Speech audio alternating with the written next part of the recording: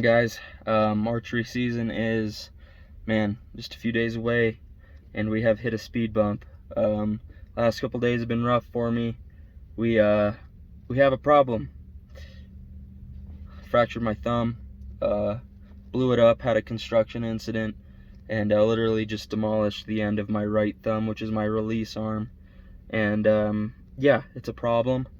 I had surgery yesterday. It happened 3 days ago now, and I've been getting evaluated by surgeons and stuff, and finally had the surgery done yesterday.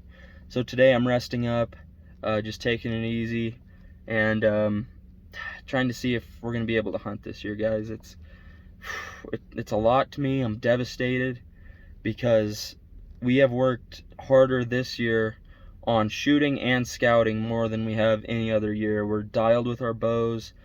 Chris just shot an antelope. We were all hyped up, and it's crazy how things change. But yeah, it's insane, but it's something we're gonna have to deal with. I have talked to my doctor, and he's also a hunter, which is pretty cool, but he's hopeful that I'll be out there to hunt. We're just gonna have to see how this thing heals though, and what kind of cast they get me in before season. So it's kind of just a matter of time. We're gonna see how it goes, see what they tell me. I have another appointment here in a couple days, and hopefully it's good news, and hopefully we can be out there. But man, it's devastating. I don't even know what to say. I'm just trying to keep my positive thoughts going. Gonna load up my bag, everything tonight, get ready for hunting, just to assume that we're gonna be out there. But please, Lord, lots of prayers, and we'll see what happens. What is going on, guys? It is September 1st, 2020, day before opening day of the archery season here in Colorado. And check it out. Big improvement. Just a little thumb cast now. So that means we are good to hunt. I shot my bow half a dozen times or so yesterday. It's definitely difficult. It's not the same. I'm not shooting as good as I was, but I'm shooting good enough. I didn't want to shoot too much just to aggravate it. But I did shoot enough just to see how I'm hitting and stuff like that. So I have one more doctor's appointment. That's where I'm at right now. It is 8:40 in the morning. Gonna get this doctor's appointment out of the way, head back home. I got all my stuff packed up. I just need to load it in the truck, and then I'm meeting Chris out at the hunt cabin out around 6 or 7, I think. So I'm super stoked. I'm glad this is all working out. Hopefully we can make this happen. Just because I'm able to hunt doesn't mean it's gonna be an easy hunt.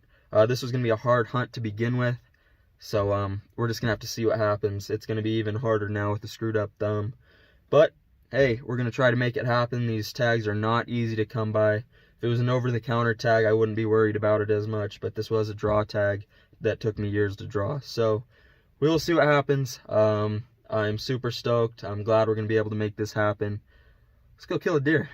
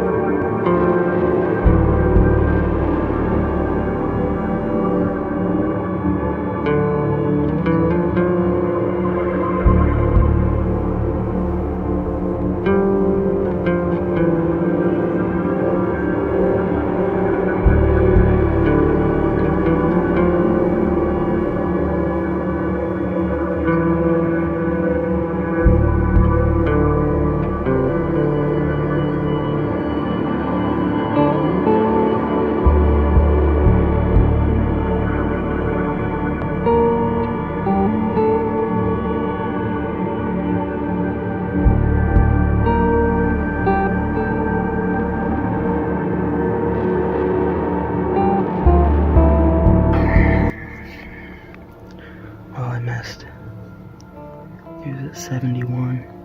Snuck down here and I didn't really dare get any closer. I was surprised I got this close.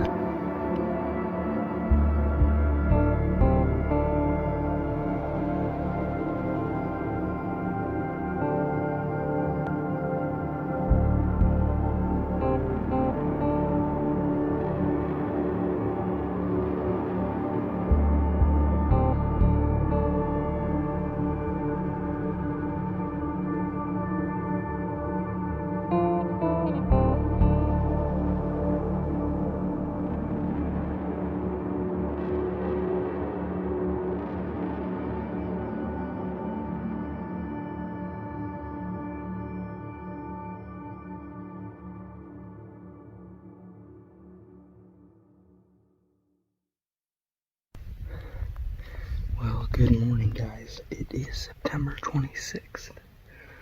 4 days left in the season, and we are back out here. You know, it's been a little hectic lately. We haven't been videoing too much. It's been discouraging in a way. Last weekend we came out Saturday morning, and it was super slow. Didn't get on nothing, but then our buddy Henry ended up shooting a big buck that we called Red Velvet. We got video of him, so I'll throw that in right here, a clip of him, but he ended up hitting him. He hit him a little far back, so he called us in to come help and try to find him. So we came in here and started looking. It had been hours, but we finally turned up his buck in a far drainage. Not a far drainage, but the next drainage over. We didn't really think he went into. He hit him, and there was a lot of blood for a couple 100 yards, and then it just stopped out of nowhere, and we had nothing to go off of. And he had shot him in the bottom of one drainage, and turned out he came and made a horseshoe back and died in the bottom of the next one. So that was super cool, experiencing that, being able to be with Henry when that went down. But it is getting to the point in the season where I may shoot a doe. I do have an either sex tag, so I'd rather fill the freezer than eat tag soup, but it's just a matter of when do I want to shoot a doe. So we'll see what happens, see what we can turn up this morning. It's 6:30, I just got up here to the glassing point, so I'm going to throw the 15s on the tripod and start glassing.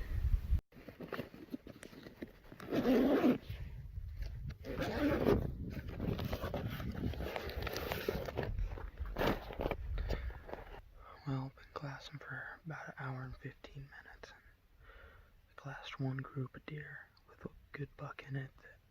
It's this wide 4-point that I've seen. I think this is only the second time that I've seen him, but that's the only buck I've seen.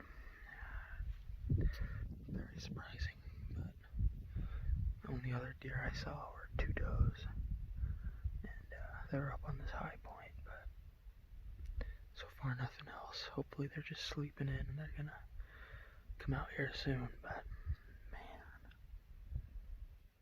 no action at all. And these deer are very short-lived, where I've only been able to watch them for 10 minutes and then they went over the rise, so we'll see what happens. Alright, well, it was only about 2 minutes after I finished filming that last clip. Glassed up this guy, and if you can't see him, he's bedded to the right of that giant bush. That's a buck that we call the inline buck. So this is the second time we've seen him in here. He's hard-horned now, which all the bucks are. He has split G3s on both sides. He's got good mass, he's got good forks, he's got good beams. And Henry, if you're watching this, I may need to apologize right now in case this buck beds in a good spot, because he might die. Well, that buck's been bedded there for almost an hour and a half. Just been watching him. He's put his head up, laid on the ground. He looks super tired. I didn't think he'd been there that long, but he is, so I'm just watching him, waiting for him to get up, go to his second bed, which I'm not a huge fan of where he is right now, just because there's a lot of places I could lose sight of him. I've thought about kind of sneaking in closer, but closer I get, the less I'm going to be able to see until I get up there, so I don't really know what to do. I think I'm just going to sit here and wait it out until he moves into his second bed, or at least somewhere where I can get a little closer. So see what happens. Well, it's almost been 3 hours and he's still bedded there. He's not putting his head down on the ground as much. He's still just bedded. I've watched him pick up his legs and sprawl out and stretch and then just tuck him back in, and he's just still bedded there. And it's one of those things, like, you wonder if he should have moved in hours ago, but I never would have thought that he'd stay in his first bed for this long. So it is a very good spot for a deer bed, but it's a terrible spot to stalk in and try to kill him. So if I do end up going in where he's bedded right now, I'm really gonna have to think it through, because he's in a tough spot, and I don't even know how I would approach it, but he's still there. Alrighty, well, here goes nothing. Decided to be just like me, be aggressive. So, hey, this is a FullSend weekend, so we'll see what we make happen. Alright, I'm 120 yards from the buck. When I got up here, he was out feeding about 40 yards from where he was bedded earlier. He fed for about 15-20 minutes, and he went running back up to that same bed. Well, it's actually a different bed, but the same bush. And he bedded right there. He's hot, he's panning, he's moving his head real weird. But that's where he's bedded again. I'm sure he's gonna bed there for a while for the heat of the day. But I'm 120 yards out. Just gonna sit and wait it out, see what he does. There's no telling if I'm gonna have a play or not. He might go up and over, he could go the opposite direction, or he could come right at me. So we'll see what happens, but we're close, we're up in here.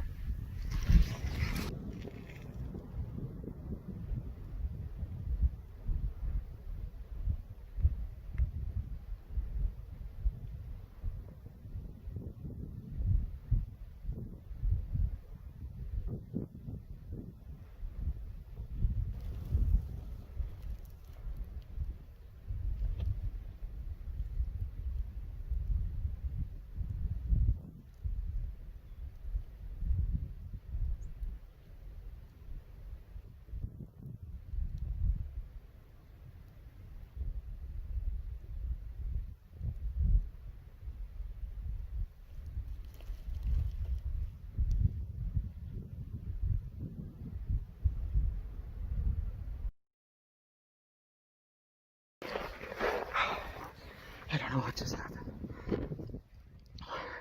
I just recorded him under that tree. Took my phone scope off. I was down lower than my binoculars just so I wasn't up above so he could catch me. And I look back up and he's feeding this way. So I get up just about 10 yards up behind me here because I can see across the canyon. It's not really a canyon, but it was 80 yards across the canyon, and then where he might walk up the hill would be 40. So I'm sitting there, I got an arrow knocked, and all of a sudden he comes up right here, 10 yards away, looking right at my binoculars. His head's behind a bush. He stood there for like 15 seconds, and I drew back. I figured he's either gonna catch my wind and blow out, or he'll blow out when I draw. I drew, and he busted, but he only went 10 yards, and I stopped him, but I couldn't see him behind a rock, but I knew he stopped. And then he started heading broadside. So I knew it was about 30 yards right there, and he started walking left broadside, and I stopped him again and shot. It sounded like I smacked him, but he went up and over the hill right here. He didn't seem to be hurt that bad, but it sounded like I hit him, so I'm gonna go look for blood right here, right where I shot him, or look for my arrow or something, I don't know. We'll see, it happened so fast I didn't even know. Okay, I was standing right here, expecting him to come out right here. Either coming up right here, or come up on this hill. And he pops out right behind these rocks right here, right behind this little rock formation. And then he ran down, and I shot when he was right there in front of that log that was freshly broken off. I hit him straight past through. Oh my goodness. Oh my god. I smacked him. Oh my goodness. God. I knew it sounded like I hit him. Okay. I'm gonna have to try to find blood. I know right where he went over the hill. Either way. Oh my god. Please, Lord. I got some blood here. Blood here. Look at this, he's spraying blood. Look at this.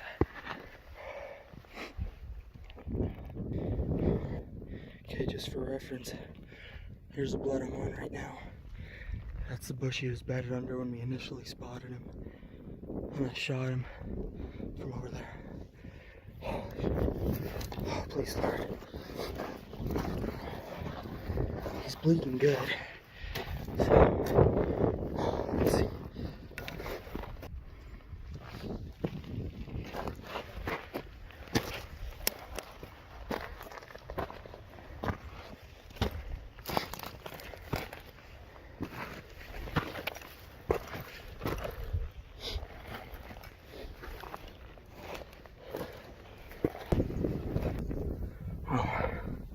I lost blood after 250 yards. He was bleeding good the whole time until then. It's just like Henry's deer. Bleeding really good. And it just stopped. I seen him crest over that horizon. But I lost blood like 100 yards before that. I nearly crested the horizon, so now I'm over here just grid searching. Hopefully that right there is a lucky charm.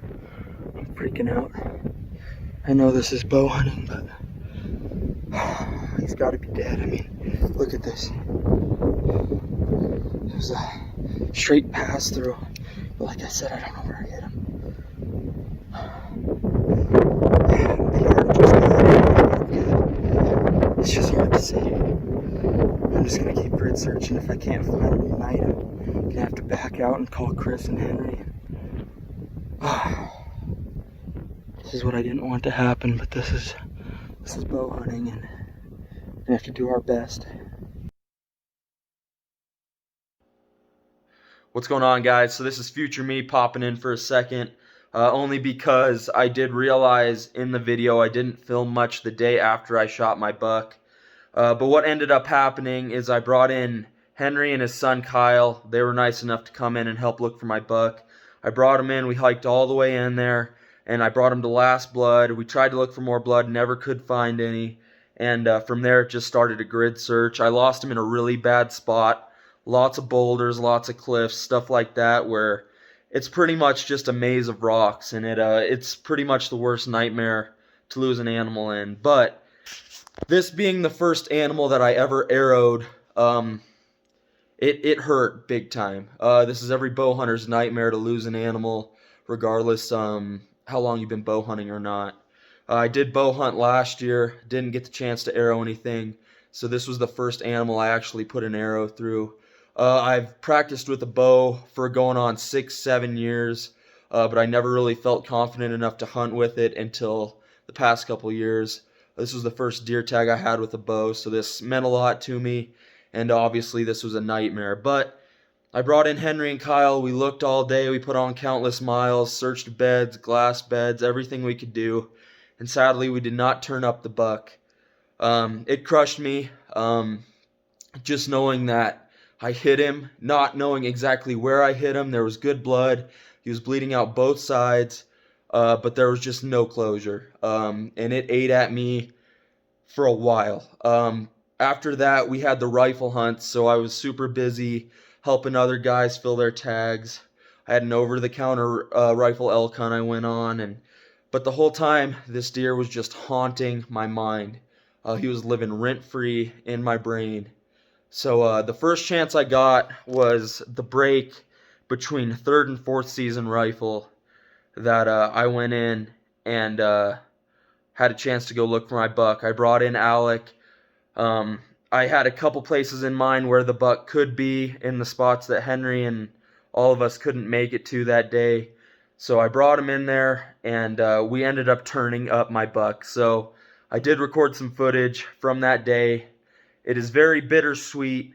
This is not the way that we'd want this to go down. I've grown up hunting. Ever since it was legal to hunt big game, I've been hunting with my dad and my uncle, and we're in it for the meat. We've always been in it for the meat, but we've spent a lot of time out there locating big mature bucks, and just to know that I hit this buck where I thought I did, and I knew I made a fatal shot, was worth it to me to find this buck. It sucks not getting an ounce of meat off of him, and I know it sounds bad to just take the head, But I worked hard for this animal. Keep in mind, I was hunting with 3 pins sticking out of my thumb from a freak accident that happened just before season. It was a series of unfortunate events that ended in a bittersweet moment. I'm just super glad we turned it up. Huge thanks to Alec to come in there and help me. But when I walked up on this thing and seeing that it was my buck, I lost my mind. So I'm going to go ahead and roll that footage, and hope you guys enjoy. Log. Dude, he came. Holy shit, dude. He didn't make it. He came all the way down that drainage. Liver all day. Yeah. I knew I fucking made a good shot on him. Oh yeah, congrats, dude. Yeah. Wow. That's insane. I knew I made a good shot on him, dude. Wow. I knew it. What a solid deer, dude. Dude, I'm telling you, man. Wow. Oh my god. Insane, dude. Oh my. Is that him? Wow, dude. I'm speechless, man. Alright, so for all the haters who said I hit my archery buck in no man's land, not so much. Alec and I came in here today and made it a team effort to find this sucker. If we didn't know if he was dead or not. I knew I felt confident. I hammered him. He went. Took us what? Didn't take us long. 30 minutes and we weren't even really looking that hard. No, we had found another kill from rifle season.